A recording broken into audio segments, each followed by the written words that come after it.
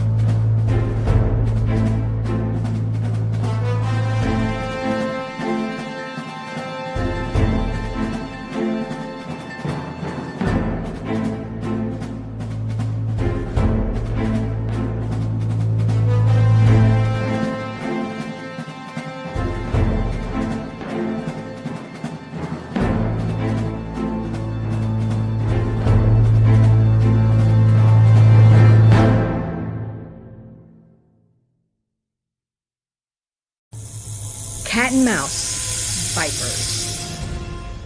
Giant child-snatching vipers are terrorizing New Orleans, pulling children from their homes in the middle of the night. In their eagerness to take on human trafficking in the city, cat and mouse find themselves in the thick of it. Crime, action, drama with a smattering of superheroics. Now, like Roland Mann said, our head honcho here at Silverline, go do some backing, and we appreciate your support.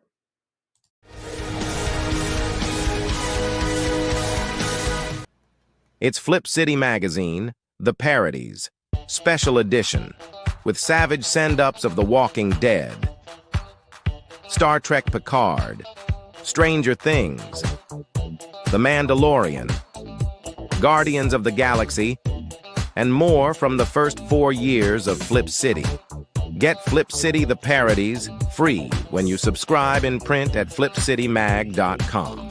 The world's best satire magazine, and never, ever woke.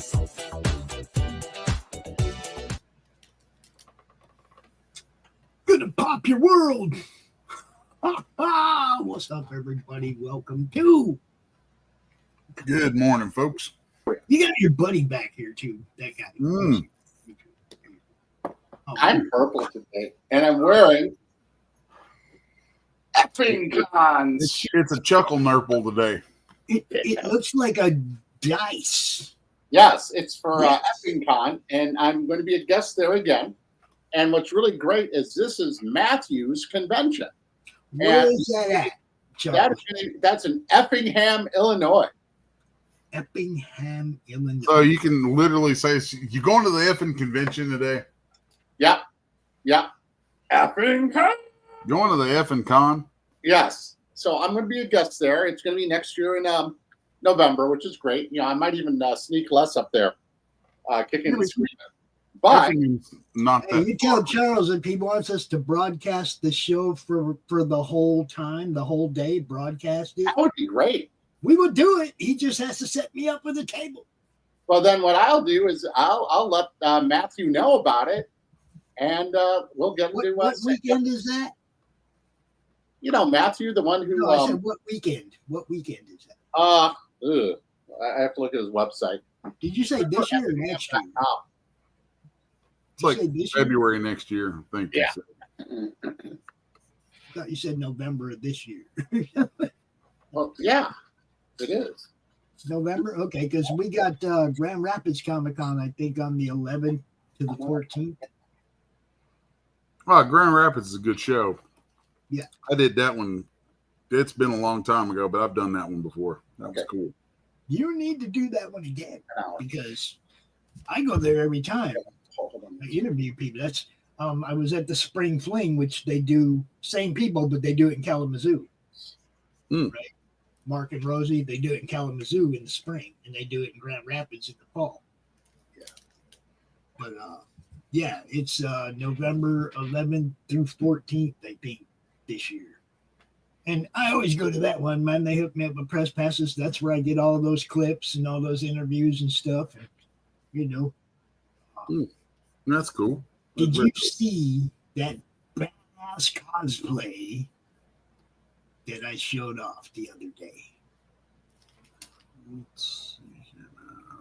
This chick, dude, she had the costume, the most awesome costume I had seen in a long time at a show. She was Little Miss Targaryen with dragon. Check this out, Les. Look at the screen now. Yeah, click the video. Check this out, you guys. This is freaking awesome. It's madness. Was that badass or what? That's pretty damn cool. I've seen her at other conventions. She was she's part of Madness now. Oh, wow. She's in the group now. It's Boy, cool. you're good at infecting people. So I could just I gave out like, I don't know, 150 cards. makes me think of that Beatles song. Gave away a whole bunch of comic books and a bunch of prints. I told everybody the night before, I said, if you're at a table that I'm like setting up to do an interview with somebody and you're there, if you buy something, I'll give you something.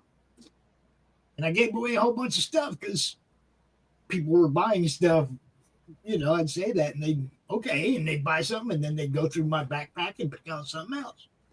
You know, so it's like they got a bonus if they bought something at a table I was standing by. And it was, you know, That's cool. I'm That's very trying to encourage sales. I'm not trying to get in the way of somebody's sales so I can get my interview. You know, I'm trying to get people to buy stuff. So if I'm sitting there, I'm patiently waiting for the transactions to end. As a matter of fact, I'll make sure the transactions happen. Wow. So is this part of some great book that's been funded, Les? It could be part of something that has seen some funding and managed to sit for 2 days at number 5 in popularity in all of comics on Kickstarter. Wow, that's incredible.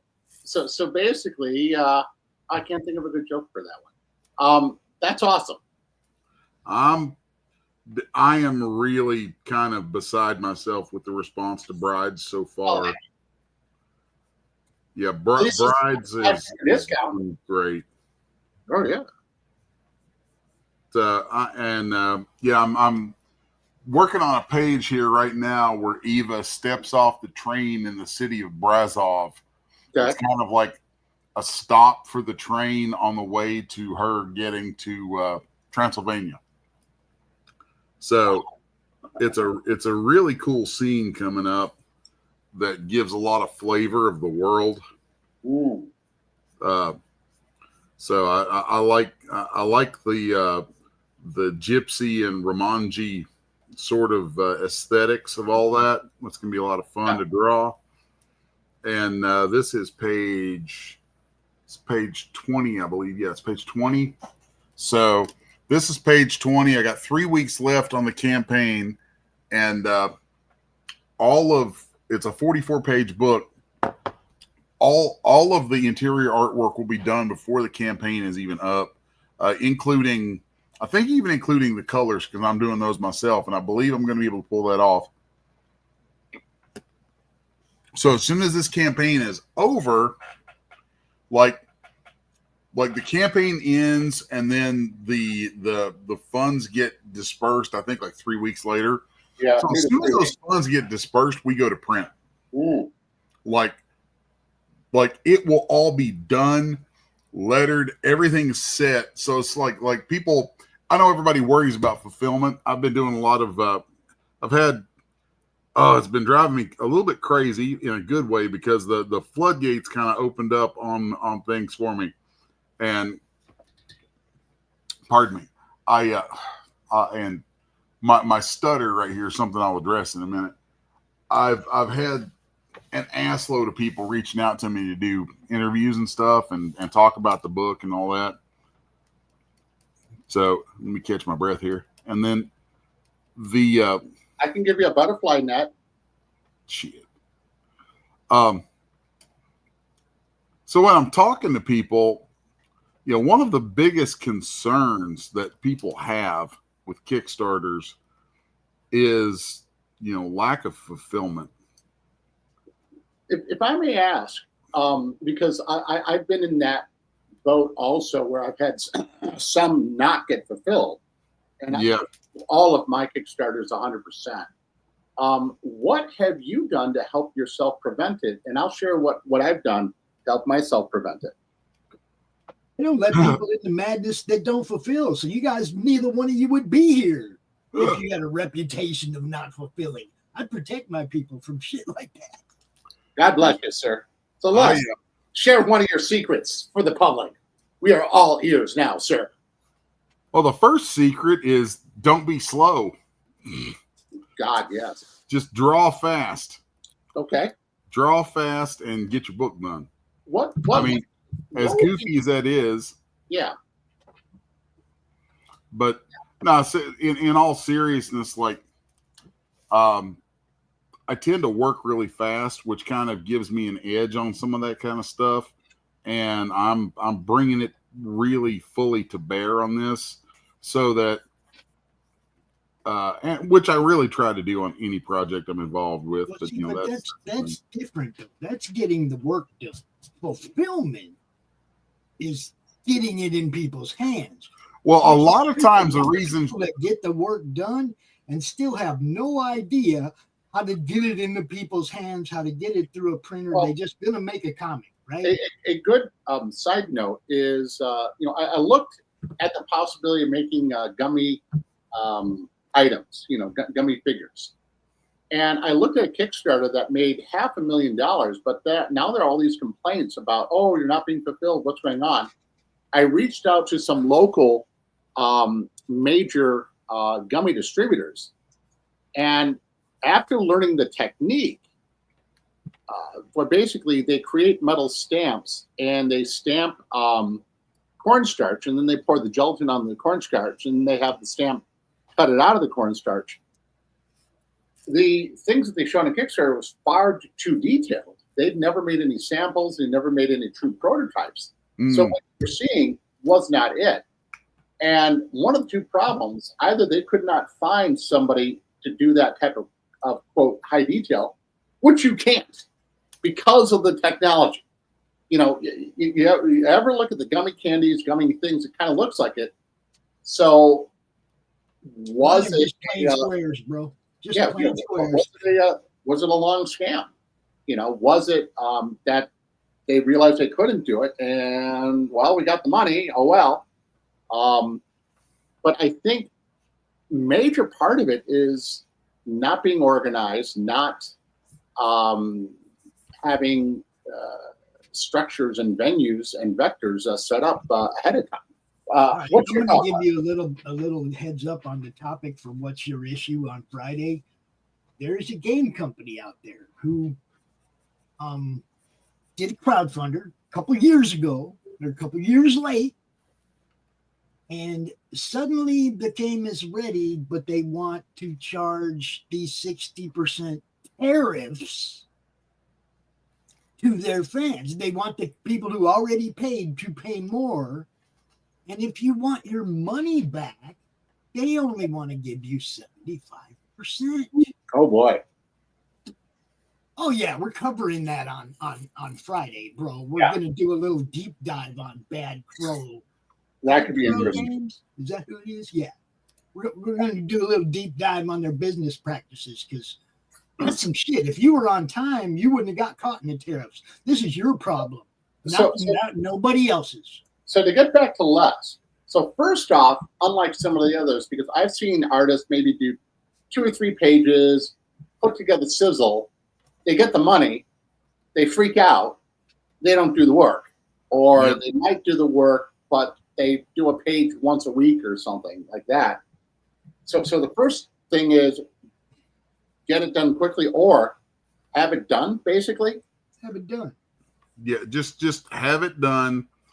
It's like you're better off if there's any question about your capability to get the thing finished, then don't pull the trigger on anything until you have it finished.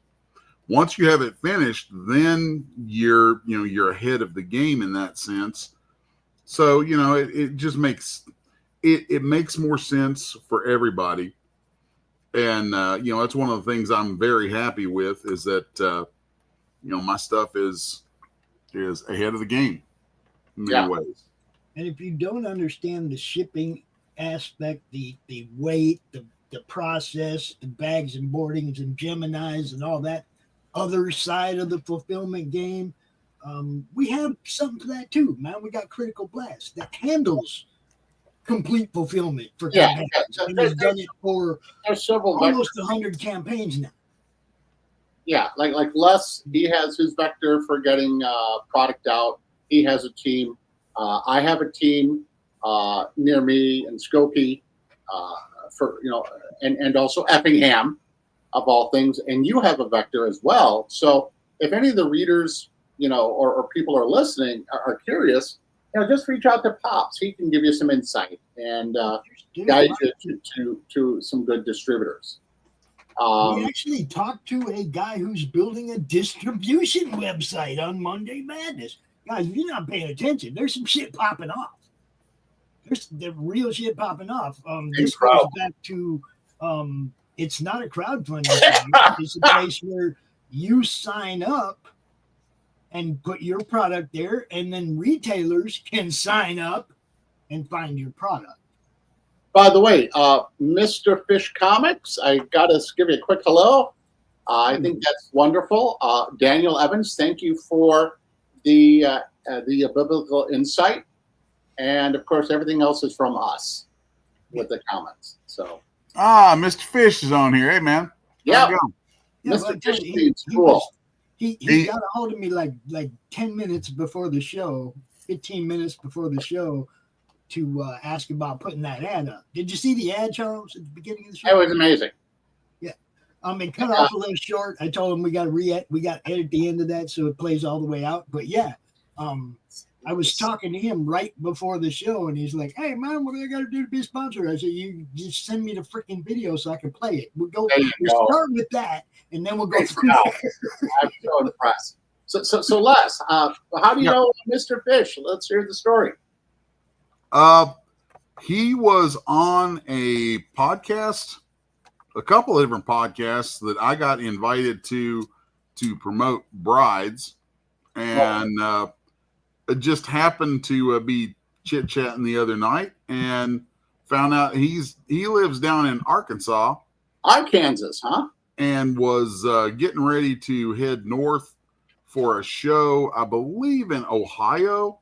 Okay. Which takes him literally within like 5-10 minutes of my house. Oh my God. And he was going to need to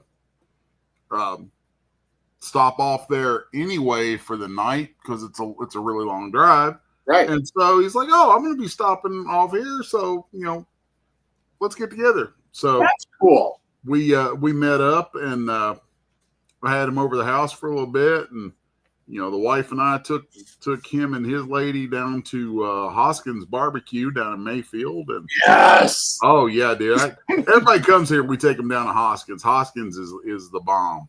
I love it. It's my favorite, sir. Thank you, sir. Oh yeah, Hoskins is awesome. I have another, sir. I'm Say gonna. hi to our partner Ghost Pepper over there on Pill checking in. What's up, man? What's up? Good morning, people. Good afternoon, wherever you're at. So this is a blank page. That means you could do something new.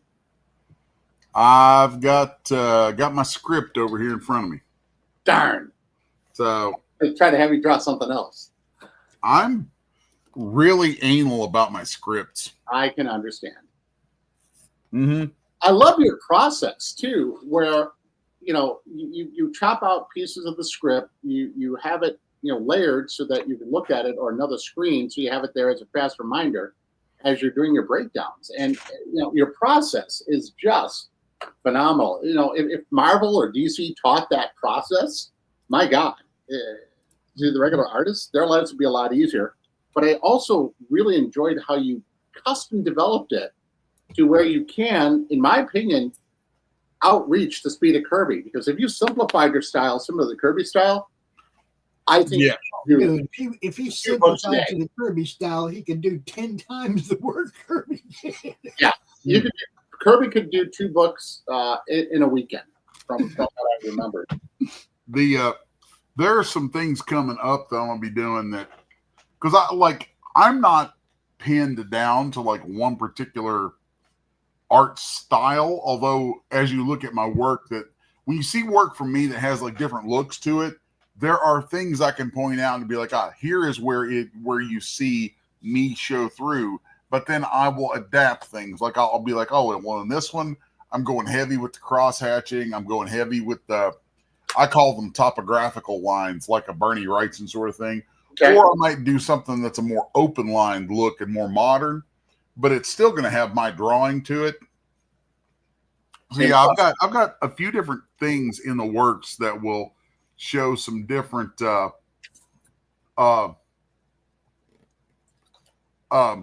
will show the different breadth of what I do. And I got people messaging me different directions and shit, and it's like, God, man, they love you less, or they just want to exploit you.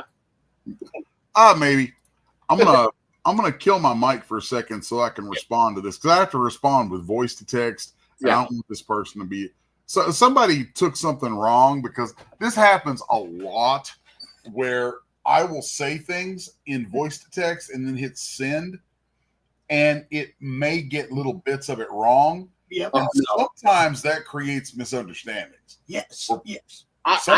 Sometimes people think I'm being a jerk about something. It's like, no, that just is the way that the damn voice to type came out. I once had voice to text, and I now have it edit, because I didn't have it edit before. And I was saying something, and it ended up turning it into a pejorative expletive. And I was getting ready to hit send, but I thought, I'll read it before. I'm like, oh, that would have been in a very bad light. So I took the time and I retyped it, and it could have been horribly embarrassing. I'm usually really busy, so I'm short. Okay, somebody asks me a question, I'm a very direct answer. I go, hi, how you doing? What's going on? How the kids? Blah, blah, blah. I don't have time for that. I'm busy. Like, where did you learn to dance? Everyone's wondering, where did you learn to dance pop? I'm not going to tell you. Anyway, do you dance by yourself? I get this all the time, where people think that I'm angry or whatever. Just like, no, I just don't have time for the chit chat. I answered your question. I moved on to my next issue, right? I mean, I really don't. Look, if I have time to BS with you, I'll call you. We can BS. But I'm not mad at you or anything. I'm just like, everybody always just assumes that Pops is in a bad mood because the way I type. My fingers hurt, guys. You see me wearing these gloves all the time. My hands are fucked up. That's because you've been having too much fun with the ladies. I do not like to sit here and type. All right. it hurts. Okay. So if you send me a message and I send you a 3-word answer that answers your question, I'm not mad at you. I just ain't going to sit here and type at you. Call me if you want to have a conversation. You know what I mean? That's what I'm saying. Call me if you want to have a conversation, because I don't like to sit here and type. It ain't not the fun part of my day. You know. Matter of fact, I got to go find them fucking gloves and put them on right now. Now I got a question, Les. For you're very high detailed, and I would say ultra realistic for yes/no illustration. And what I mean is yes/no illustration is you only got black, you only got white. You're not zipatoning, which would still be another form of yes/no to give the illusion of grayscales. How have you learned to see in just black and white or binary? I don't think that was a learning process. I think that's just like, I've never really put that much thought into that, other than to say that, like, I've always naturally seen the depth in what's in front of me, but okay. I see it, like, sometimes if you go back to some of my drawing tutorials, I'll talk about planes of interest. Okay. So, like, if you're looking at, if I'm drawing a scene that's in the woods, okay, right, I'm and in that setting, there's not necessarily going to be hard perspective lines, but the way that I'll create that perspective is by deciding, what's my main subject, where does it fall in space? Okay, right. That's plane of interest number one. So everything that from my view forward is on the same plane as that, I'll doodle that stuff in, and then I'll lightly put in some stuff that might be in the planes behind it to show that there's more world behind it. And then right. I'll start looking at things and go, okay, what's a few feet in front of that? Okay, that's my next plane. And I'll build those things up. And then there's this little trick that is super handy. And I learned it from the book Dynamic Light and Shade from Bernie Hogarth. Okay. What is the title? Dynamic Light and Shade. Okay. And in it, he does this thing where he used to do this a lot in his old Tarzan strips, where he would have, like, in the extreme foreground, you had these big shapes that you knew absolutely were like the leaves of a bush, and they'd be completely black. Yeah. Then behind that, then I say behind, then there'd be these shapes that were maybe similar leaves, but they were smaller and they were white. Right. And it forms a white shape that's behind it.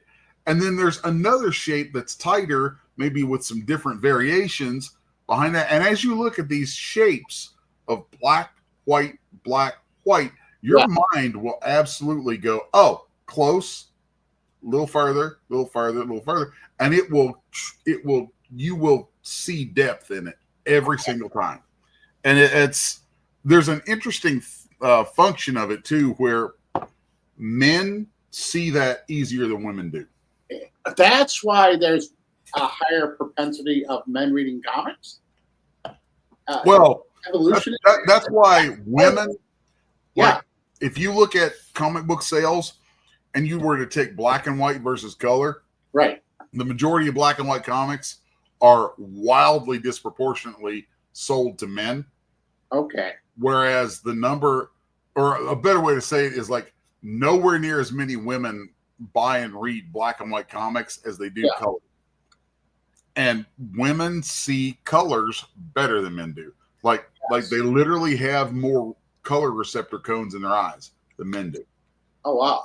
It's like you can tell the gender of someone. You can tell someone's sex by, if you could pluck their eyeball out and analyze the cones, you could look at the number of cones and be like, oh, that's over this number. That's a female.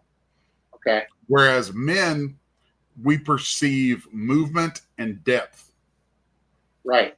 It's kind of a neat thing. And I find that when I lean into that with my drawing gets better. Okay. because the thing that I discovered with my eyes, in some ways I have several mutations. Do you ever see the Speed Racer movie? Mm-mm. The live action? No. Nah. Ah, okay, too bad. Because the color palette is kind of how I see things. It seem much brighter in my eyes than other people see it, which is kind of weird. And I also have a friend who actually has a mutation where he can see into the ultraviolet range, where he has extra cones, which is weird. That's kind of neat. Yeah, so he can see like bees and spiders. Levi knows all about that because that part of the body that controls that was totally affected by his strokes. Really? Oh yeah, it's what he's saying right there. Pattern recognition is controlled by the vestibular system. Oh wait, is Levi with us now? He's in the chat right there. Yeah. All right.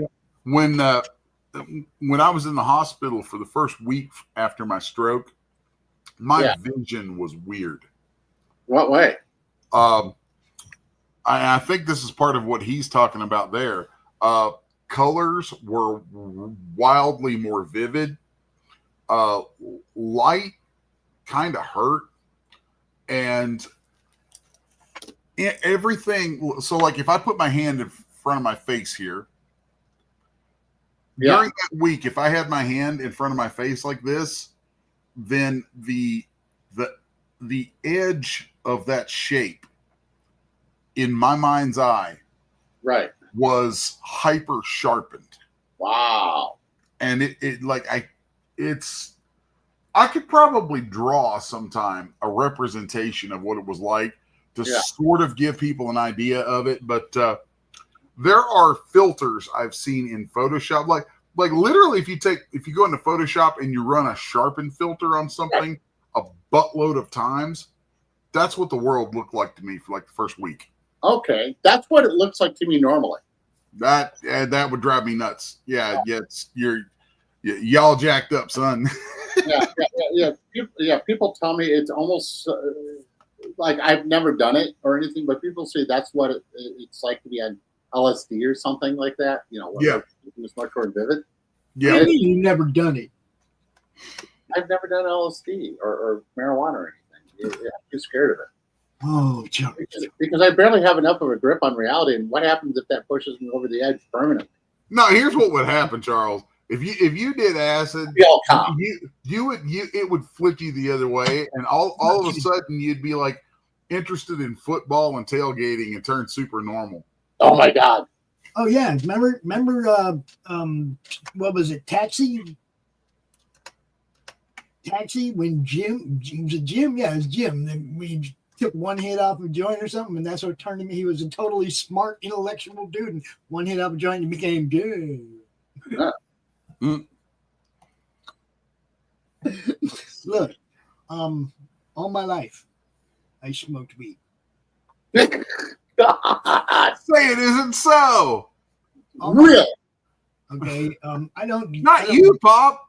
No. Devil's lettuce. The only psychedelics I would dabble with now is mushrooms. Oh God. Okay. Because look, I mean, LSD ain't what it was when I was young. Okay. Back in the day it was for real. Now it's like rat poison and all kinds of weird shit they make it with. It's like, don't fuck. Oh yeah. LSD's been cut with strychnine for like a few decades. What? It's not what it used to be. I don't. Oh my I don't God, mess with that's that. terrifying.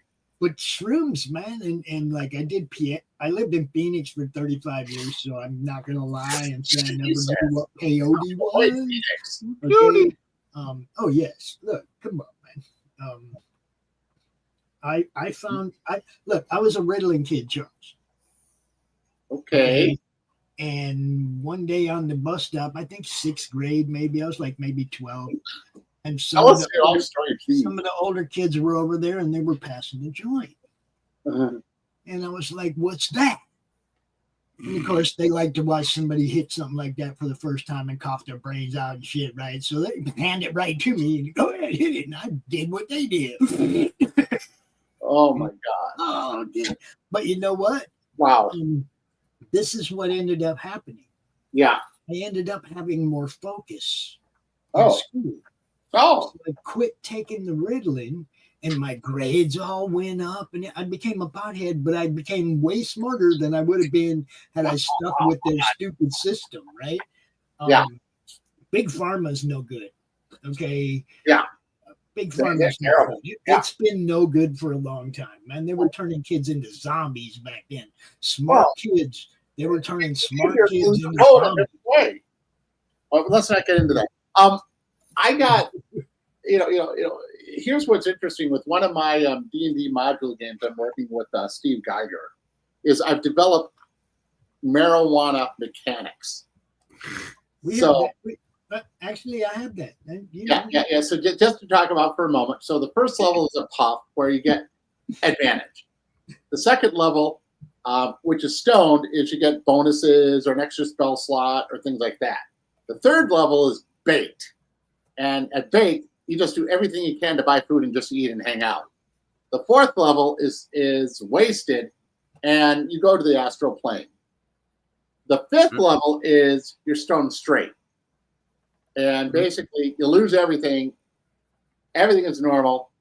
And you have to wait at least 2 long rests before you can start the cycle again. That's funny, but I've never attained those final 2. Never. I've never. You should try it. I can tell you something imagine else. if you got yourself stoned You know how straight. many people talk about like one hit? Oh man, one hit of this is going to knock you out. I have never, ever found the weed that I couldn't smoke all day long. Ever. Okay, I got to show this real quick. This is really funny. I was goofing around. This is why a human is so much better to draw than having a computer do it. Okay, now I'm gonna take over the screen. Okay. Yep. So I was just joking around, goofing around. For reference, this was just let me see what I can do. All right. So let me just get back. Let me share this. So basically, wanted to make a horse for a friend. You helped design a logo, and I was going to print it out, redraw it, things like that. You didn't go to Les for the horse? Come on, man. Now, hey, I don't want him to be the only one. I want to try to do it. Everybody's supposed to go to Les if they need a horse drawn. Everybody. We're going to get it so he charges people so much money for a horse that when they actually pay him for it, he's going to get rich drawing horses. That's what we're going to do. Oh, my God. Oh, man. I'm tired of damn horses. It ain't even funny. We're going to make it so that people pay him so much money for his horses that he will do them. And in brides, I have done everything in my power to make sure. And it's really hard because the era of the story, I have done everything I can. I'm like, please. I was like, I have to write this so that I do not have to draw a damn horse anywhere. Look at its member. Yeah, it looks like an exhaust pipe. No, it looks like a giant 2-headed dick. Looks like a muffler, dude. It is, but it's going the wrong direction. Now look at where it's between his legs. I can't help it where you attached it to the horse. It's awful. What the hell? It's embarrassing. I could not believe that. So It's all funny as hell. I know. All right, so I've got. So what's happening in this page? Eva walks into a tavern. Oh, that's cool. Does she get drunk? Can she get drunk? Well, she's looking for people so she can basically get information, and yeah, that's essentially the scene. Let's see. Yeah, this is this part of things is always kind of wonky for me when I'm doing the rough ends of this stuff, right? Doing my breakdowns, because I'll sit and I spend more time on my breakdowns. People think this is weird, or because I spend more time on my breakdowns than I do my final renderings.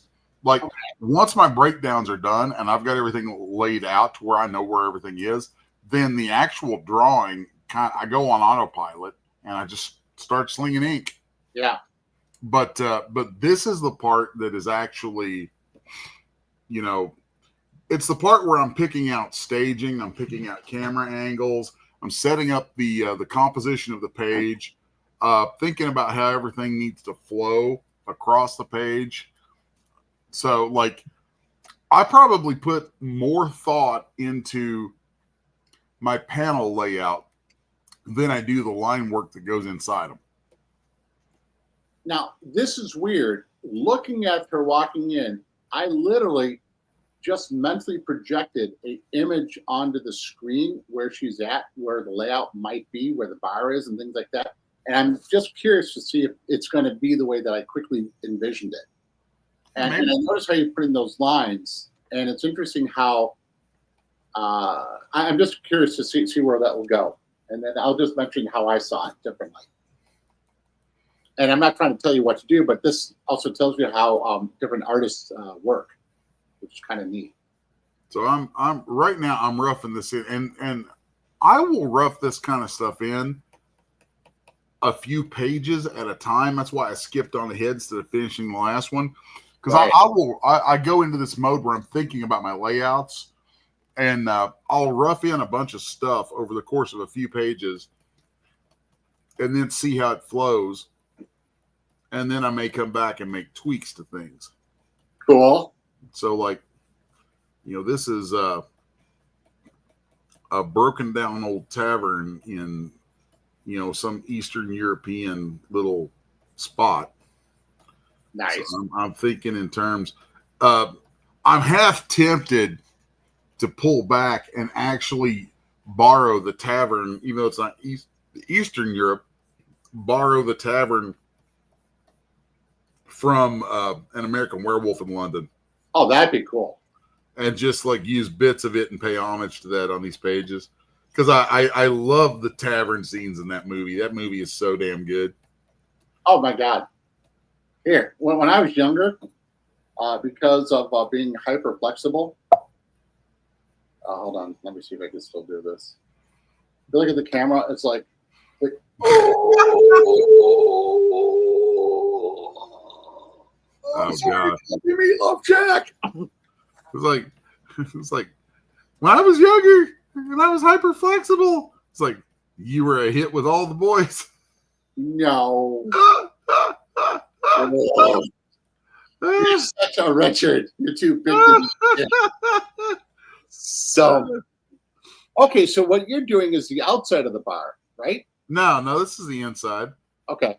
It's like entryway, and then you'll see like the bar and stuff out over here, and so like this is all just kind of coming together, blocking it in. Yeah. Okay. I was imagining the bar to her left. Interesting. And that. Well, I want it to the right so that it guides your eye up and over to the next panel. Right. Okay. So that's a big deal.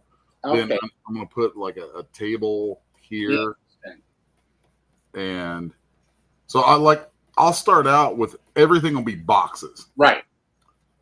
And then these boxes basically become containers that I fill up with people and things and whatnot, you know. So there's would that be considered Boxing Day? Table there. Then let's do some perspective lines there. Let's turn off these. I'm going to say that there is probably a fireplace over here.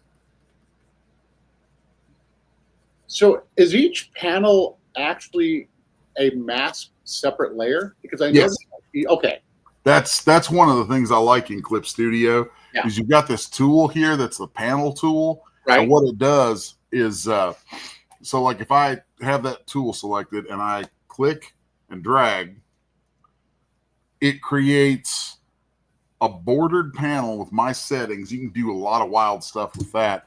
And then inside it, you'll have a fill layer that, you know, blocks everything behind it out. And then it'll give you an empty drawing layer that's already there. So there's a lot of wild tricks you can pull with that. Yeah. Now can you set it up so you can draw a custom panel and it does that? Yeah. Like if I say I come over and use the let's see here now. Well, where did it go? Brain fart. Give me a second. That should be in here. You fought it out of your brain. Where do we go? It's like, why do your ears smell so bad? Oh, I'm being silly. Like right here where it says figure. Yeah. You got rectangle, ellipse, and polygon, and then there's well, there was one that was in here that was to draw it. I never use it, which is why I have it kicked out. Ah. But let's see here. Let's see. Dooba. Rectangle frame. It actually bothers me that I've lost that on here now. Oh. I never use it, but it's nothing is ever really lost in here. It just sometimes you remove stuff from your tools and things, and you end up having to go back in and find it. Let's see. Huh. Which one was that? Polygon, was it? Ruler frame. Here we go.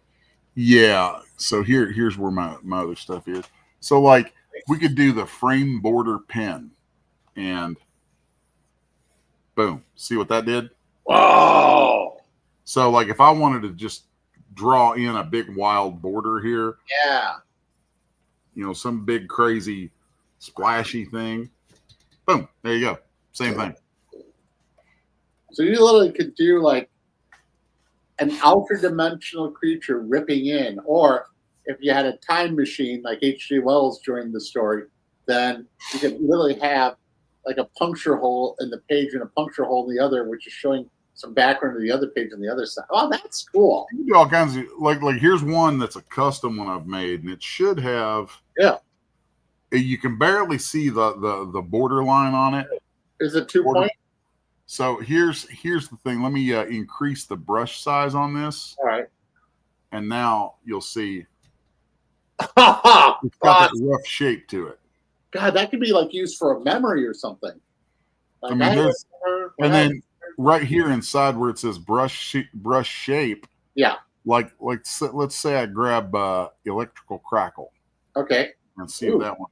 Crackle. So there's that, and then like after it's put down, you can always just come in here and bump that up.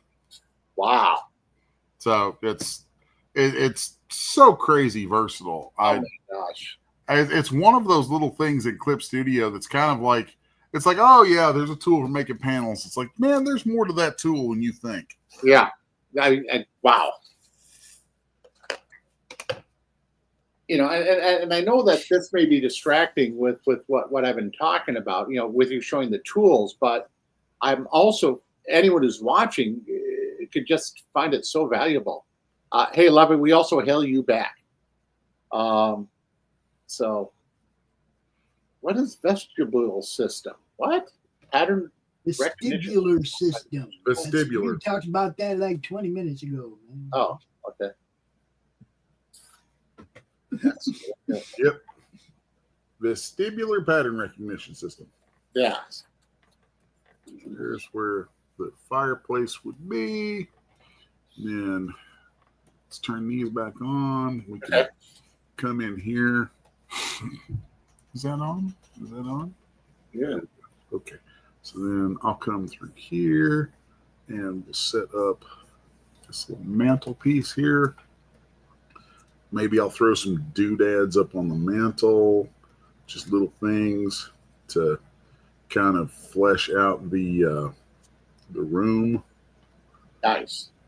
And then let's throw like a plate or something up here. Maybe some kind of a portrait. I put a lot of thought into the backgrounds in this book. Like whenever someone's reading Brides, I've been telling people, I'm like, now really pour over these images because you have no idea how much of the world you're actually seeing. Like there is a lot in these images, that is telling you things to come.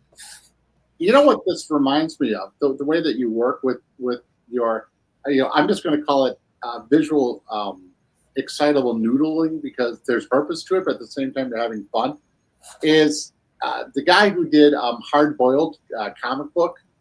Oh yeah, Jeff Darrow. Yeah.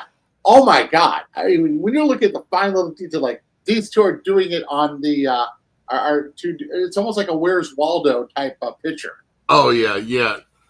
Hard Boiled was some wild shit. Yeah. And Jeff Darrow's, God, that guy's good. Right. So good. And he's out of Chicago too. But the thing that I just find wild is how all of your noodling has purpose, and if nothing else, it entertains.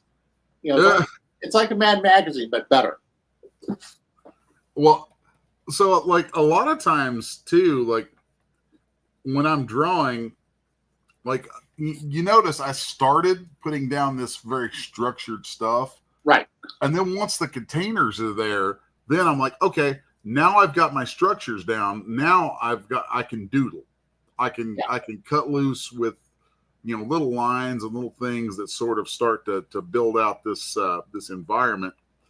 And that's really a lot of fun. Right.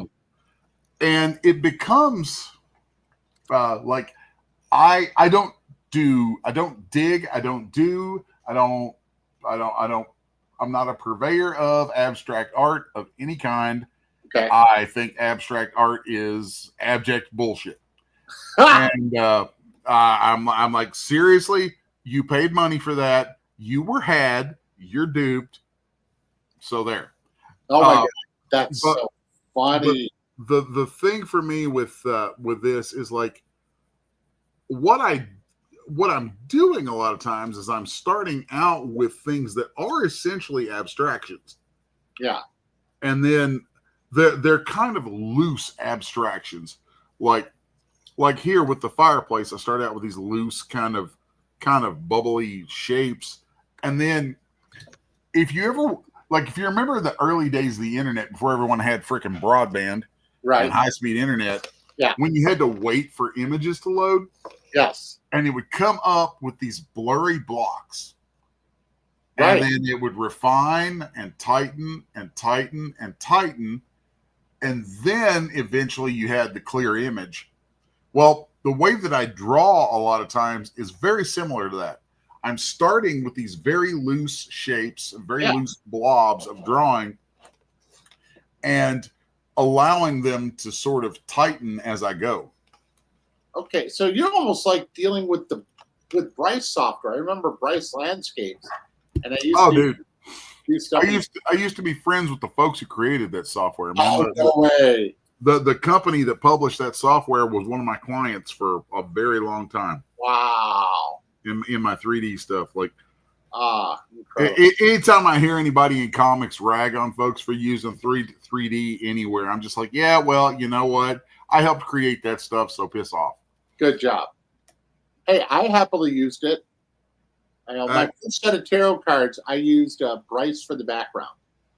It was great. I remember I did one where I photographed this one woman walking sideways. I had a fine artist friend of mine do half of her face as a skull, and then I did collaging and did very well with the art. That's cool, dude. But Bryce is awesome. Yeah, Bryce was really pretty groundbreaking back in the day. Yeah, that was some neat stuff. Yeah, but yeah, when you're watching those things kind of come together, I mean, even nowadays when you're working in 3D and you're watching something render, right? There's a lot of this where there's a refinement to it. You'll see it, refining the image and doing that whole thing, and it's really quite similar to how I draw. And right. I think that probably how I draw has been heavily influenced by that, just because watching that happen as often as I used to have to with my regular work, Okay. I don't know. It kind of trained my brain to go, oh, okay, like look at things and see them from a loose low resolution, and then start to hone in. Yeah, it's a very useful way to think of it. Oh yeah, because that's the thing that I wasn't putting together, but it was like my cat is being very weird. You almost seem like computer rendering, but instead of pixel by pixels, it's layer by layer. Line by line, yeah. Right. Yeah, it's the way my brain works with the stuff anymore. Yeah. That's actually a good way of describing it. Right. Wow, that's quite impressive. And I'm wondering if that type of epiphany, if other people took that type of approach, would that help speed them up, develop? Yeah, it does. Okay. I've taught people. I'm like, one of my things is like a lot of drawing is how to see, and you learn to see. Like here's a good exercise. Okay. Take something in the real world. Yeah. That you want to draw. Okay. And squint. Okay. And so that you force yourself to view it really, really blurry. Right. Then draw the blurry version. Okay. Just draw a blob that approximates the blurry version. Then if you can control your vision by like squinting or whatever, however you'll do it. Yeah.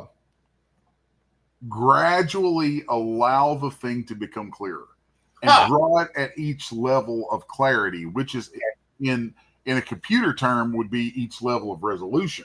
Okay. And as you're literally bringing like if you could look through it through a camera, and change the focus so that it's out of focus, draw it out of focus. Then tighten the focus a little. Right. Then inside where you drew the first version, draw the second version a little tighter in focus. Then keep doing that with a camera, and eventually you'll train your eyes. You'll train your eyes to be able to, or really train your brain to be able to imagine its way in and out of the resolutions. And you'll find that the lower resolutions are easier to draw. Right. When you start to draw the lower resolution, then as you tighten it in your mind's eye, you'll tighten it in the drawing, and you will get stupid fast. Wow. It will absolutely make you get stupid fast. I mean, that's a big part of why I'm able to draw as many pages a day as I do. Right. Because like when I think of the page, I'm like, okay, panels, general blur, general low resolution approach, rough. Okay, now tighten a little bit, tighten the stuff up a little bit. Now tighten a little bit more, and then okay, now we finish. And it just works. I mean, I can't. I wish I could be more, I don't know, in depth with it than that, but it just works. Now, how did you learn to let it go? Like I have some artists who's like, it's not perfect. I got to change it. Oh, let me fix this. Oh, and they just spend days. Screw that. Over 2 or 3 picks. Well, I'll say screw that. Which is just okay, screw that. What advice can you give to help an artist let it go and release it and not think about it? Think about how hungry you are. Okay. Are you hungry? Do you need to get paid? Yeah. Because do you need to get paid? Yeah. Then hurry the hell up, get it done, get it off your plate so you can bill. Right. Because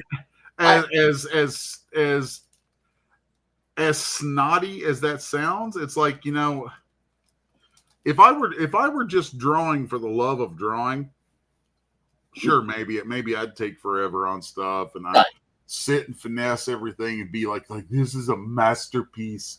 This is my fine art. Blah blah blah blah blah. I'm like, no, dude, I'm putting food on the table. Yeah, get this shit done. Okay. So for you, it's necessity.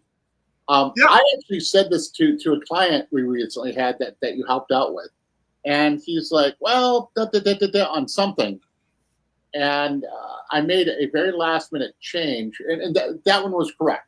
Then he tried to noodle something else. And I said, okay, for you, you want to change it. I don't see a reason to, but I'm willing to change it. But will the public really know? Or is it to satisfy, forgive me for saying it, the ego of control? Yep. And then he said, yeah, it's to satisfy the ego of control. And says, we're at a crunch. Now we've gotten to where we can't play. It's now deadline. So is the ego more important than the deadline? He said, no, the deadline is more important. And I said, it is your choice. Do I make the change? No. We'll go forward. Thank you for holding me back. Sometimes clients need you to be like, look, it's time to shit or get off the pot. Right. Because, when you have a tight deadline, and that's another thing with publishing, this gets into the printing side, is every time your job is on that machine being offset printed, that's money. The longer it is, it's less money. Yep. The longer it is, it's even less money. Because they don't have to make changes. They don't have to stop the machine, and something is constantly going. So, you have a downward trend for your cost for a book. So, for example, if you did 2 or 3 books, that may, and we're talking large books. I'm talking book publishing, not comic book publishing. But, okay, to do 2 books would cost me $100 each. Okay, 10 books. Okay, $60 each. 50 books. Okay, I get it down to $40 each. I do 1,000 books. Now it's down to $10 each. So on and so forth. And the lowest I can get for the high numbers would be $4 each for the high volume. And the thing that people also need to realize too, with deadlines, with timing, is by getting something done quickly, getting it out, it helps. The secondary thing that's most important is how long does a person look at the page? It's usually about 1.5 minutes, 2 minutes for the reading. They may analyze the art, but it's consumable art. It's not, I put this on the wall, I look at it every day, I see it every day, it enhances my aesthetic. It's there, it's information, it's quick, it conveys time, it conveys well, you're telling a story, and my whole thing, one of my things with comics that I know I've irritated fellow artists with sometimes, I'm like, I'm like, dude, you're doing a job. You've got a job to do. Get the job done. Yeah. And if you're not getting the job done, what are you up to? Right. I don't like it when people can't get that through their heads. Yeah. Get the stinking job done. Because here's the thing. If I labor over every page until it's perfect, then what's going to happen is, sure, I may turn out 5 perfect pages in some crazy, prolonged period of time. 1 page a week. I've seen artists do 1 page a week. Yeah. It's like, sure, you may turn out that many beautiful pages a week, but who is actually going to pay you for that? Right. How are you actually going to make a living doing that? You're Right. not. And in the end, you're also not going to get enough work out for anybody to give a crap about what you've done. Oh. So it's like, it's just at every level, it's a losing venture to do that. Correct. And that's not to say that there isn't a place for refinement. I mean, like, one of the things that I asked, because everybody knows I'm working with Mike and Mindy from Divinity. One of the things that I asked Mindy for, because I respect her as a fellow artist. She and I have been friends for 15 years. And, I asked her to help art direct me a little bit. I was like, I want to make this book as good as I can without it being something that takes forever to do. So I was like, let's check me on things here and there, make sure I'm keeping. I was like, because I do like to work fast, and because I work so fast, I know that I could every once in a while let something slip. So having that extra set of eyes in a very respectful way help me out with that has been really cool. Like it's I really appreciate what she's brought to it. She's helped me elevate the artwork inside this book to a whole new level, and that's turned into a set of practices and approaches to some things that are a little different for me, and I think are going to be they're going to stick, and I'm happy about it.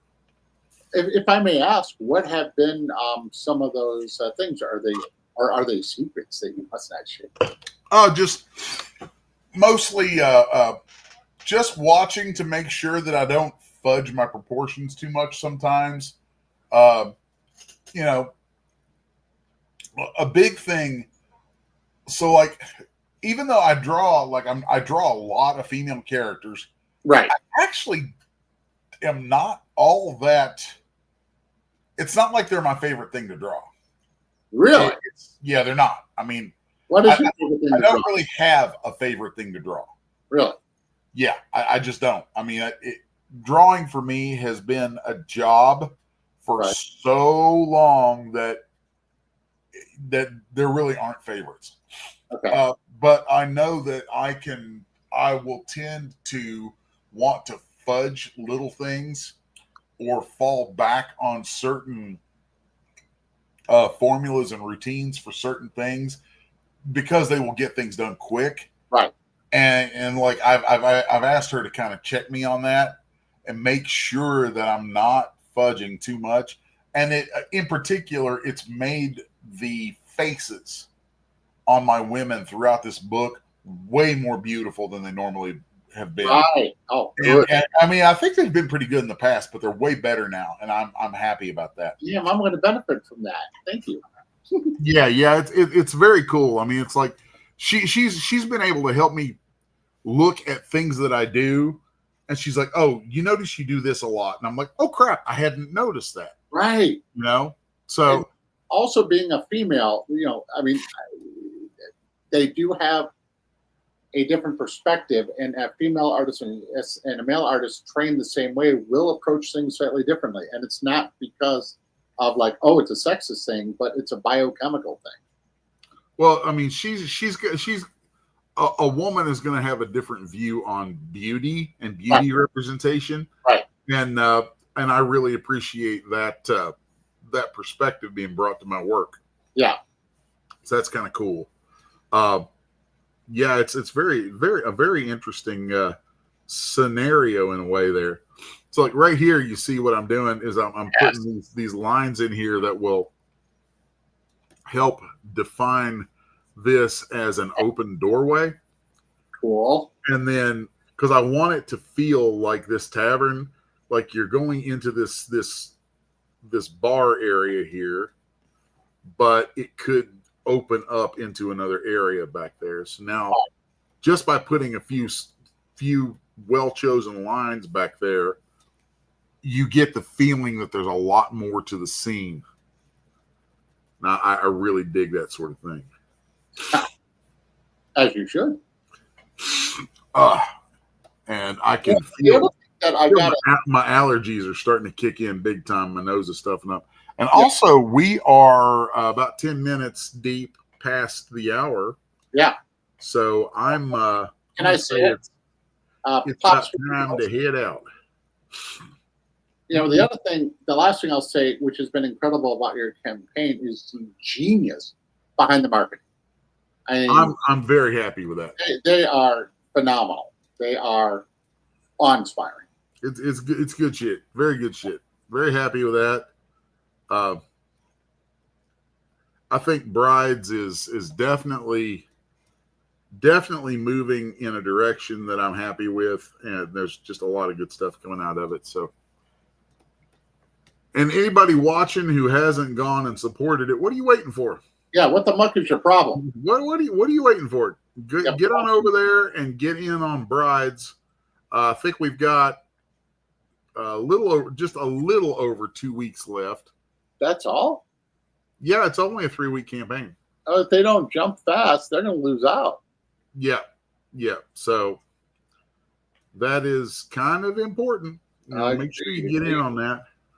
And the fun thing is, the more that you do, the more that's raised, the more fun that can happen, and the more quality. I mean, it's you want to back it. There's no reason not to. I mean, even if you don't have a job, back it, because it'll give you motivation to get a job. It's like, I just backed Brides. I just bought all the covers. What am I going to do? Get a job. Get a job so you can pay for them and resell them. Yeah, get a job. I don't care if people resell stuff. And then I'm going to be doing. I don't know if it's up on the site yet, but one of the things we're doing, instead of stretch goals per se, right, is we're rolling out some little add-ons and things as the campaign progresses. So coming up will be an option for me to do remarks on your books. Oh, nice. And I'm going to be doing signatures across quite a few books.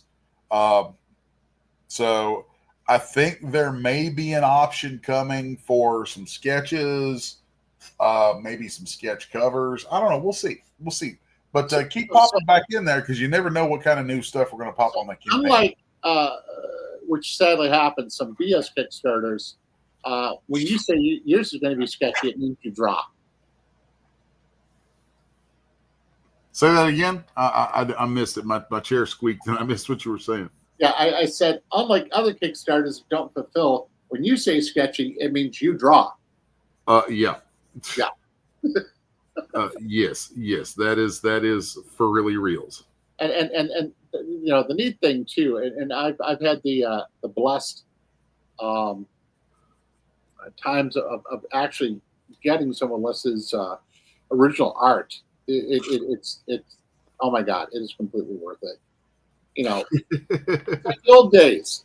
Like it feels like a cross between Bernie Wrightson, Wally Wood, the great classics. And the thing that's just been so much fun about your style is how you really pushed to bring the classics back, but in a Jack Kirby way. Yeah, I mean, I'm an old school guy on a lot of stuff. So, yeah. I mean, even though I work digitally for the most part, but my love is my primary love in comics is old Bernie Wrightson stuff. And oh my God, yes. You just can't. You don't get any better than that. No. And if anything, I hope that I can maybe bring some of that to the stuff in a modern way that I don't know, just restores some of that to comics, because it's just such a big deal. That stuff is amazing. There's a guy, and I forgot his name. I just wish I was good at remembering names. And I'm a fan of his work too. He does a old school style horror anthology book with an executioner as the storyteller. That's cool. Yeah, it's called Eerie, but it's spelled differently than the old Eerie. And it's a great book. It's black and white interior. Goes for $11 to $12 a book, but it has 64 pages in it. You get a lot of content. Well, Les, I want to thank you again for being on the show today. I know that things have been very busy for you. We've been very, very busy, and something I was going to mention earlier is probably coming up in a few weeks, I may take a short hiatus from the show. Oh, what are we going to do? Just because I am, like just now, I had this weird pause in my speech, and I noticed that, and this is kind of a stroke-related thing, that even when I'm doing interview streams and stuff like that, I'm pausing a lot, and I'm not entirely sure what's up with that, other than my brain sometimes is having trouble resetting while I speak, and it's very annoying to me, and I'm wanting to look into it a bit, and kind of make sure there isn't something goofy going on that I need to be taking care of. Right. Because but when I do these things, like especially times when maybe I don't have you on or don't have a guest on, and it's just me going for an hour. When it's done, I have to go take about a 2-hour nap. So, and I feel like such an old codger for that, but it's actually really it's very exhausting, and I want to take a little bit of time away from things to sort of sort that out and figure out what's up. And so anyway, it's like I'm not planning on doing that for maybe 2 or 3 more weeks. But does that mean the show's ending, or what's going on? Not planning on the show necessarily ending. I actually am hoping that you'll be able to keep it going for a little while if I need to take a hiatus, or maybe we'll record a few episodes, record some stuff. What's that? You see what I'm doing? I'm no, because I'm drawing. Take a look up, mister. Oh God. But oh shit. Having a lot of trouble with my allergies at the moment too. That's really? Yeah. My allergies are terrible. But anyway, yeah, I am looking at different ways that we can, I don't know, try to keep it going, but maybe give me a break or whatever so that I can reset and really look into this kind of mental fog that I get as I'm doing it. You would just offer co-host spots on those days. You'll know a couple ahead of time if you're just not feeling it. Just let us know. We'll try to get a guest host to do the show. Charles, somebody else to draw with, and Charles can do what he does. I will be the host. Nice. That'd be kind of nice every once in a while to have Charles, busting somebody else's balls for a little bit. Yes. Well, you know what I'm saying. It's like I mean, we never classified it as the Les Garner Artist Hour. It's been the Comic Artist Hour, and there are a lot of comic artists. I don't see us having to change anything to give you a break. Yeah. You see what I'm saying? I don't think we had to change anything. I mean, if it becomes something where you take a break and Charles is going to co-host, then I might accommodate a time slot that suits him better. Yes, 9 a.m. my time. You see what I'm saying? I might move the show to a time slot that accommodates him until you come back. I won't, put something in the slot. I would just change the time. I got you. So, yeah, we will look. Wait. I want to do it at 7 a.m. No, 5 a.m. This is the lovely thing about running the network. I get to be flexible, and I get to decide what we're doing and when we're doing it. And if I want to change things up, I get to change things up. That's the lovely part of this. And right now, I'm going to change things up on you because I got to go. All right, y'all. Well, we'll see y'all next week. Look, people jump in right away wanting to help and keep things going. You see what I'm saying? Oh, that's cool. Don't let Charles take over. Oh my God, I'm scared. Anything but that. Even Pop's oh no, what will happen? I'm scared. It'll all be good. All right, check this out, guys. I'm gonna play one ad and then I'm out of here. All right, y'all. Go to commercial, folks. Remember, go support brides. Yes. In the heart of a major city, in a place raised to honor Earth's past protectors, the world will again learn, sometimes, superpowered intrigue doesn't stop at the grave. Galaxy Memorial Park, Volume 1, beginning crowdfunding Memorial Day 2025.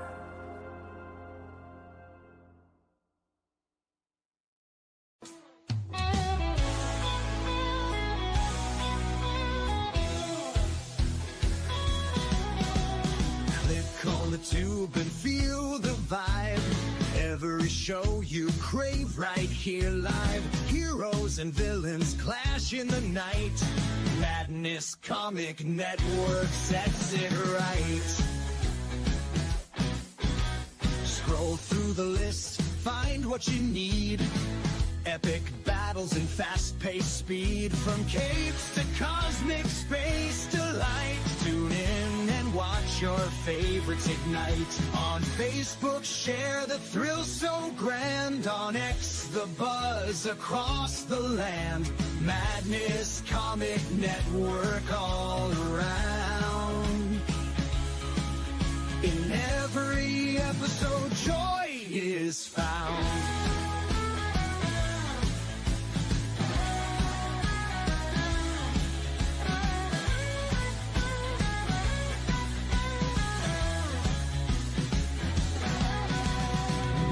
Uploads, they never end. Superheroes and their friends. Catch every twist and every turn. Madness Comic, you will yearn. Stay up to date with every twist. Madness Comic, don't miss a gist. From laughter to tears, every mood. Madness Comic sets the groove. Click that button and subscribe. Catch the wave and ride the tide. Join the fun, join the craze. Madness Comic brightens days. Hey!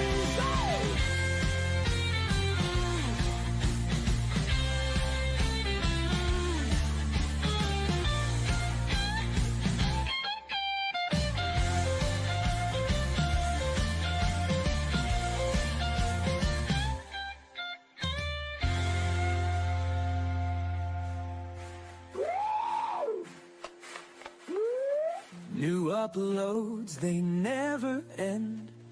Superheroes and their friends. Catch every twist and every turn. Madness Comic, you will yearn. Stay up to date with every twist. Madness Comic, don't miss a gist. From laughter to tears, every mood. Madness Comic sets the groove. Click that button and subscribe. Catch the wave and ride the tide. Join the fun, join the craze. Madness Comic.